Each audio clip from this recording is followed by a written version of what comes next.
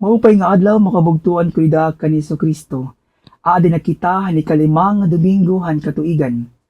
Ako hi Benji F. Sorito, lector, commentator, and choir, Our Lady of the Most Holy Rosary Parish and Immaculate Heart of Mary Chapel.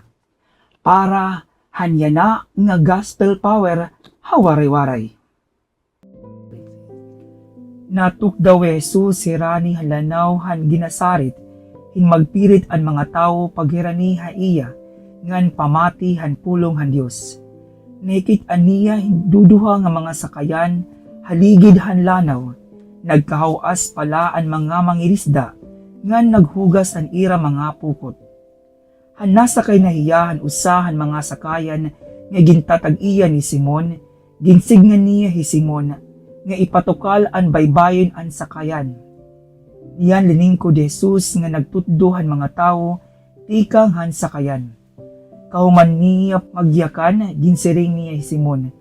Pagpailawod daw ngadtuhan kahiladman, ngan tunura ang iyo pukot, pasi kamo makadakop.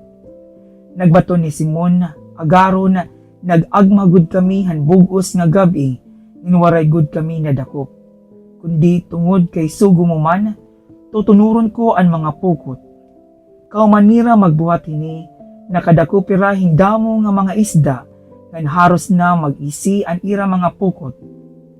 Ginsangpit niran ira mga kaurupod nga nakadtuhan laing nga sakayan, basi nga dumaraon pagbulig nga ira. Dinaraon hira ngan ira ginpuno ang duha nga sakayan, tubtub nga haros magkalunod na hira. Pakita nira ni Simon Pedro, inuhodiya hati ilan ni Jesus, na nagsiring, iwas sa akon, Ginoo kay salaan ako nga tao.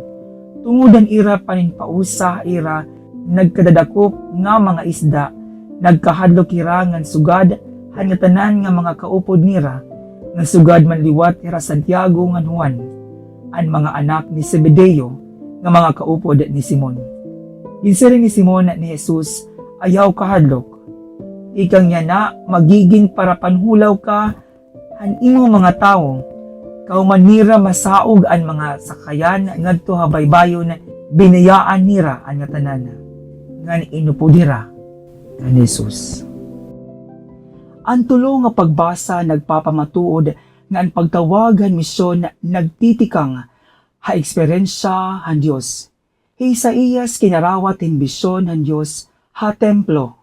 Iginhiyap ni Pablo an iya kalugaringon sugad nga usahan mga testigo han pagkabanhaw tungod han iya binanhaw nga Kristo nagpakita ha iya hausa nga bisyon katapos han iya pagsaka halangit.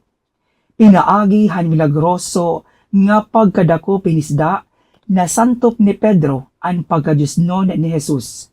Ini nga personal nga pakikita han Diyosnon nga mga butang may ada pareho nga epekto hatulong nga lalaki. Maarang budira nga dirihira takos. Ginkarawat ni Isaías nga hiya usa nga tawo nga mahugaw ang mga ingin. Iginunabi ni Pablo kung paunanhon niya igintitimarraot ang iglesia. Nga niginpahayag ni Pedro ang iya pagkamakasasala. Kundi ini nga pagbati nga diri takos amo ang kinahanglanon nga painumdum nga moruhaton nga gintawag haira amo ang proyekto ha Dios. Diri an ira. Kinahanglan bugos nga sumarig hirang ha Dios parahan katumanan nito. Ini nga lalaki nagbuhat han pahin han ira kinabuhi, kundi ang proyekto nagpapadayon niya na. Iginimbitar pa gihapon han Dios ang kalalakingan ngan kababayinan nga bakipagbahin han mahibaro tikang han paagi han pagkarawat ni Isaías, Pablo ngan Pedro hatawag. Ginoo Jesus, haamon kawaray katadungan, hinaot nga mahibaro kami, han imo gahom nga nagbubuhat taamon nga nagdadara ha katumanan han plano han Dios. Amen.